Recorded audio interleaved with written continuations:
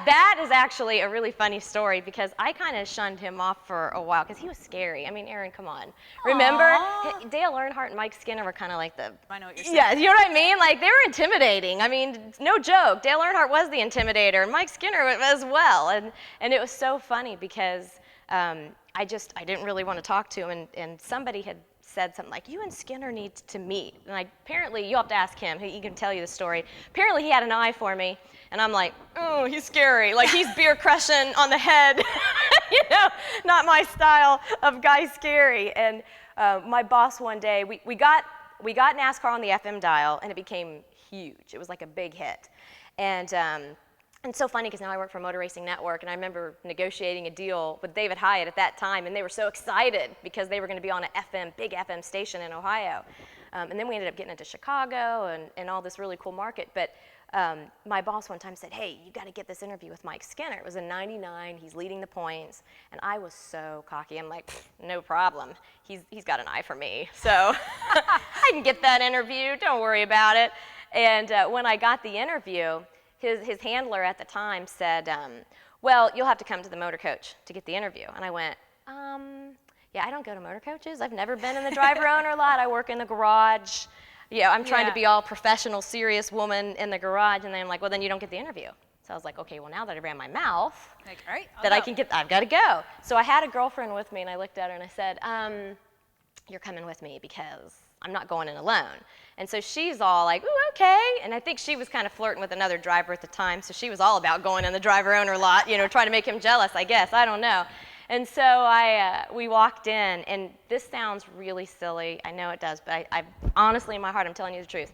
When I walked in and we made eye contact, I was like, I'm going to marry that man. Like, that's him. That's my soulmate. It was like this calming feeling, and he was so nice and so charming. And I'd never been in a motor coach. And he was designing buses for this company at the time called Overland. And so he was showing me, here's my design, here's what I did. And I look over and he had a wine rack. I'm like, oh my God, you drink wine? Like, you have class? I mean, I'm thinking, stereotypical, terrible me, my fault. And I just thought he was the sweetest guy ever. So of course he nails the interview. He does it in one take. You know, I have him do liners. He's like, so are you done with me? And I'm like, yes, thank you so much. And now I'm trying to be nice. Like, okay, maybe you'll ask me out on a date now. And then he looked at my friend. He's like, so would you like a glass of wine later? And I was like, oh, snap. Like, he just dogged me.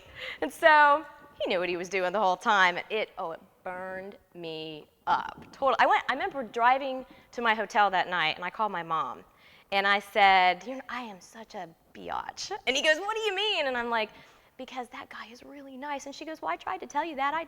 I had her for her 60th birthday at the Las Vegas race. And I remember she was talking to Mike over top the haulers. We were watching qualifying, and she's leaning over, and I'm like, Mike, I said, Mom, that's embarrassing. Don't talk to the drivers. I'm supposed to be working, and you're like talking to the drivers. She said, well, he's a nice man, and he was complimenting your coat, and I told him I bought it for you for Christmas. And, you know, and I said, okay, Mom, but don't make me look silly here. And so when I called her, she goes, well, I already know who you're talking about. And I go, what? She goes, you're talking about that Mike Skinner man, that nice man tried to talk to me in Las Vegas. But he and I are just like, you know how you are when you first meet the one. And he said, call me sometime. I'm like, oh, no. If you're interested, here's my business card. Give me a call. And I think like 2 minutes after the race had ended, he finished in the top 5, and he had called and left me a message. Aww. I know. I was like, oh, okay, he's so sweet. I think it only took about 6 to 8 weeks after that, and I was moving down to North Carolina. I was already moving to North Carolina to work in the industry, in Charlotte, though. And Mike lived in Greensboro, and he's not a Charlotte boy. So he said, can I talk you into maybe coming to Greensboro instead? And I'm like, you know what? I'm young, and if it doesn't work out, I only have an hour to go to where I was going to begin with, so let's try it. Thank God it worked. It was like 15 years ago now. So what is it like to be a driver's wife and live that lifestyle? Well, Mike and I, we always had a lot of fun with it. I mean, definitely lots of ups and downs because of the sport, but I think it makes you a better couple or a closer couple. I will say that there's a pet peeve of mine, and this is something that I never did. And I know this is something that you never did either. You were always with Ray when you guys were racing, or Ray was with you when you were racing. But Mike and I made a pact when we got together that if it's not fun anymore, we're out, because life's too short to not have fun. And we have so many people come up to us and go, you guys are always so happy, you're having fun, you're living life. I'm like, because we live with that philosophy that I know if I start acting like crap or he's not having fun anymore, he can easily find somebody else. And same thing, you know, with me. And so on the racing circuit, it was always very important to be at the track. I never wanted to not be at the track with Mike. And it wasn't because I was insecure or I felt that, oh, he might find somebody else at the track. It was because I wanted to be supportive. They risk their life we kind of take it too lightly sometimes how dangerous this sport is. Yes, NASCAR has made tremendous leaps and bounds towards safety, but still it's a dangerous sport. And even if there was a practice going on, qualifying, especially the race, I never left that racetrack. You seem to always have balanced a career of your own and still traveled with Mike and supported him. How hard was that to do? It was very easy for me because Mike was supportive. He understood that I always wanted, if I bought him a gift, I wanted to be from money that I earned. I wanted to pay my own school loan off. I mean, when we met, he would get so mad, I can pay your school loan off. This is ridiculous. You're paying like 7% interest. And I'm like, but I put myself through school. It's a sense of pride.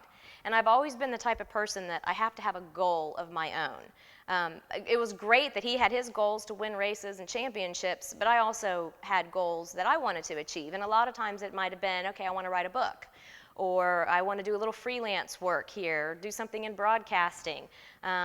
We started the foundation. That became a goal of mine and a passion of mine. But it was easy because he was supportive of it. And I mean, everybody says, oh, it's so stressful, the NASCAR circuit. Oh, come on. It's fun. It's great. Yes, it's stressful if you're with a team that's not doing well and you're struggling. Yes, that part of it is stressful. But if you have your health and you're in love and you're having fun, it's a pretty cool life. I'm not going to sit here and act like I'm so worried all the time, because I love getting on that pit box and watching him race. I mean, it's a rush. It's fun. Now, you guys had a celebratory Victory Lane moment that you did every time. Yeah. How did that come about? Oh, gosh. That came about just because Mike and I have always been kind of silly. And we're very affectionate, lovey-dovey. And so at the house, I would usually be like, hey, and I'd run up and jump on him and wrap my legs around him and give him a big kiss. And it was just kind of like our funny little thing. Well, when he won that race in Daytona, it was 2001, the qualifying race for the 500. I was just so excited, really wasn't even thinking about anything, because we were in our home track, all of our friends were there, and it was just the emotions. It was such a thrilling victory between him and Dale Jr., so I'm like, that was so cool. I wasn't even thinking, so I just jumped on him, gave him a big kiss. Well, the next morning, the newspaper, came out with the big giant photo of me with my legs wrapped around my husband in Victory Lane. I mean, we're a little proper in NASCAR sometimes, and I think people took it like, whoa. And I'll never forget, because unfortunately, the last time I spoke with Dale Earnhardt was about that picture in the newspaper. And it was during driver intros for the Daytona 500, and I got that big grasp on my shoulder, and I'm like, oh my God, I'm in trouble. Because some people thought it was funny, but his sponsor was Lowe's at the time, and they're a little conservative. So Dale Sr. said, come here, I want to talk to you. And I thought, oh God, okay, here, take my beating. And he gave me a hug, and he whispered in my ear, and he said, that was really cool what you did to Skinner when he won the race. And I'm like, really? You didn't get mad about that one? And he said, hell no. He said, I wish more people would show emotion like that. Every time that boy wins, you better do that, okay? I was like, yes, sir.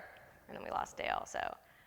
How hard was it for you to watch Mike make the final decision to retire from something he absolutely loves? It was, there was a few tears shed privately, I'll be honest with you, because it was so much fun. I mean, it was a rush for me to be on the pit box and just see him go around that racetrack. And he got an opportunity to run a truck for Eddie Sharp in 2012 at Daytona. And I thought, oh my gosh, if he wins this race tonight, we can hang up the helmet. That would be such a cool finale. And then he got wrecked by his teammates. And I was like, damn, I hate this sport. You go from like, yes to, crap. And then after that, I admired Mike, because he helped out Bob Germain and did a little bit of, I hate the word start and park, but was trying to help them do some research and development. He got to do some testing for Toyota, which he absolutely loved that. He was developing stuff for Michael Waltrip Racing. And so that, I think, kept his heart happy, that he could still get behind the wheel a little bit. But then he looked at me one day and he goes, you know what, it's no fun to not be competitive. You know, I've won races, I've worked with some of the best in the business, and I've won a championship and championships and other series. And he said, why do this? And the thing that really got me, and this was weird because it was last season, because you're always still thinking, well, if somebody comes up with that $3 million and wants to go truck racing, we might do it if we could put Jeff Hensley back to him together. You know, you always have those dreams together. But when Dale Jr. took himself out of the race car last year because he had a concussion, Mike was listening to it on the radio. And he called me and he goes, so have you heard about Dale Jr.? And I go, yeah, I'm reading about it now. I can't believe this. This is, you know, big. And he goes, yeah, I don't need to be in a race car. This is crazy. I don't need to hurt myself in these start parks and these cars that are really not, he goes, not that they're not safe, but not up to the standards that I would normally have put myself into. And he said, and so Dale Jr. making that decision kind of triggered Mike to think like, you know, I've had a lot of bad hard hits in my life and I'm lucky to still be here because he has had some tremendous hits. And so when he told me that, I'm like, okay. And it was weird because I had this like sense of calm, like if he's fine with it, then I'm fine with it.